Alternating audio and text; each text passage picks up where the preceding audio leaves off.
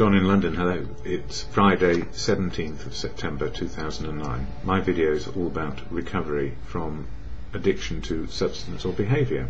My substance, alcohol, my behaviour could have been, was workaholic, still can be, relationshipaholic, any old olic, foodaholic, you've got it. Addicted to anything and everything. That's the nature of addiction. If it's not one thing, it's probably something else. So my substance, alcohol, my behaviour, I suppose anything it could be, and that's still the same today. I'm still an alcoholic. I'm now in recovery, so recovery is one day at a time. I'm helped along by fellowship, family, professional people, you name it, living in the world and being part of it. And that's the gift, to be part of what is going on today. So sometimes it's good, sometimes it's difficult, and this Friday morning started off quite difficult for me, but also joyful in another sense. Maybe more about that in a moment. But these videos are focusing on fellowship, the fellowship of AA, Alcoholics Anonymous. I do not speak for it. It's full of unique, authentic people who can speak for themselves wherever they choose. And that's the great gift of the fellowship. We are able to be ourselves and to conduct ourselves in a way which is congruent or in tune with our own integrity and our ability to find the truth, be open, honest and willing to live life. And without the fellowship of AA, I don't know what would have happened. Well, probably I would have perished or spent a lot of time in denial and trying with self-will to make life work. And self-will runs riot in an alcoholic. If it's not drinking, it's probably something else. It might have been anger, ragefulness, not understanding, obsession about people, places and things. And these days I recognise my powerlessness over alcohol, people, places and things, and that they're meant to be that way. I'm powerless. And that is the great gift, letting go the will to control other things, elements of life. All I get these days is choices in the day based on truth, the truth of now. And that's the great gift. And when I first came into the fellowship of AA, or became part of, or included, or just decided that I was able to be a part of it, I heard the preamble or statement of intents shared at meetings, and it went like this. And this is why I felt that I could be included, and it says this: Alcoholics Anonymous is a fellowship of men and women who share their experience, strength and hope with each other, that they may solve their common problem and help others to recover from alcoholism. The only requirement for membership is a desire to stop drinking. There are no dues or fees for AA membership. We are self-supporting through our own contributions. AA is not allied with any sect, denomination, politics, organisation or institution, does not wish to engage in any controversy, neither endorses nor opposes any causes. Our primary purpose is to stay sober and help other alcoholics to achieve sobriety. And for me, where it says the only requirement for membership is a desire to stop drinking, meant that that was the only criteria for being a part of, to be included and find a new way to live. And I started avidly reading some of the literature, and one of the ones I used was this, the 12 Steps and 12 Traditions. And in the 12 Steps and 12 Traditions, it's a philosophy of the principles, well, the steps of action, 12 steps of action for an individual to learn and live, to experience life with a new way of looking at the world, new attitudes and new behaviour. And the traditions there as principles to keep the fellowship safe and people in the fellowship safe.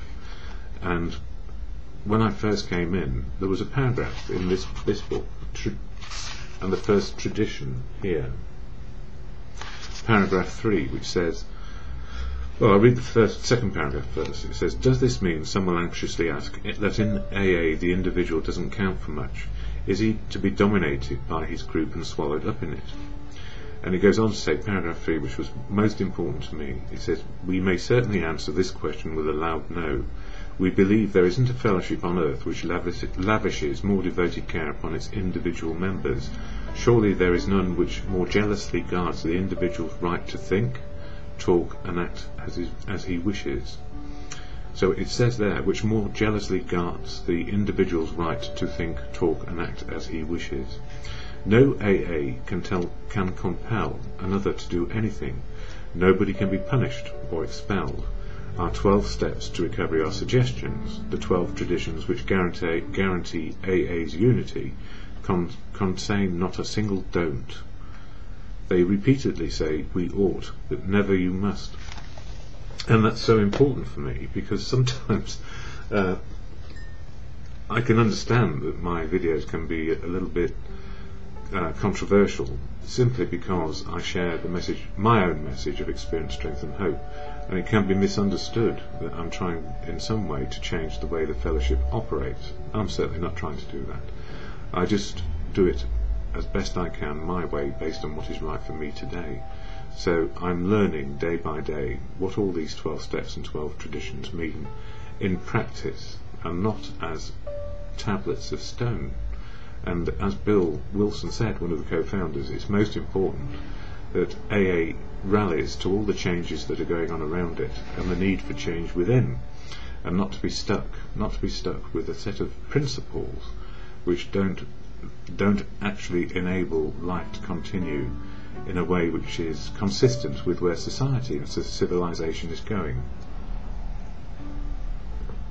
And my videos will be forgotten, which is good, and I will be forgotten, which is also good. But today I like to share, and in the daily reflections for today, September the 17th, it says freedom from fear.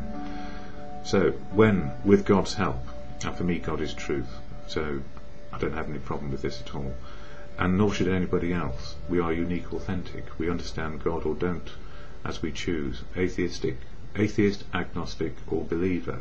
We can be any of those things on any day. So I'll go back to the start here. When with God's help we calmly accepted our lot, then we found we could live at peace with ourselves and show others who still suffered the same fears that they could get over, who still suffered the same fears that they could get over them too. We found that freedom from fear was more important than freedom from want. And it goes on to say, material values ruled my life for many years. During my active alcoholism, I believed that all my possessions would make me happy, yet I still felt bankrupt after I obtained them. When I first came into AA, I found out about a new way of living. As a result of learning to trust others, I began to believe in a power greater than myself. Having faith freed me from the bondage of self. As material gains were replaced by the gifts of the Spirit, my life became manageable. I then chose to share my experiences with other alcoholics, which is what I do here. And as Bill sees it, the one I couldn't really finish yesterday, it says, the fellowship's future. It seems proved that AA can stand on its own feet, anywhere and under any conditions. It has outgrown any dependence it might once have had on the personalities or efforts of few of the older members like me. New, able and vigorous people keep coming to the surface, turning up where they are needed.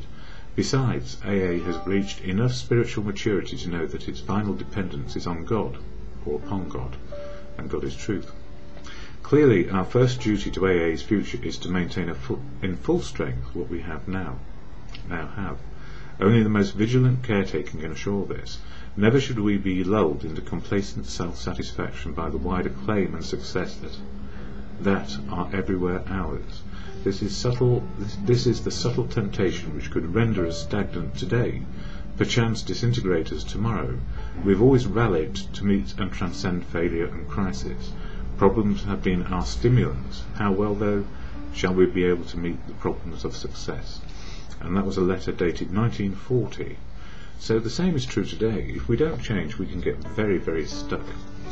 And, paragraph 3, tradition 1, which means that we are open to change, and that we are open to formulate and understand recovery as we go, is simply the gift that this fellowship gives everyone.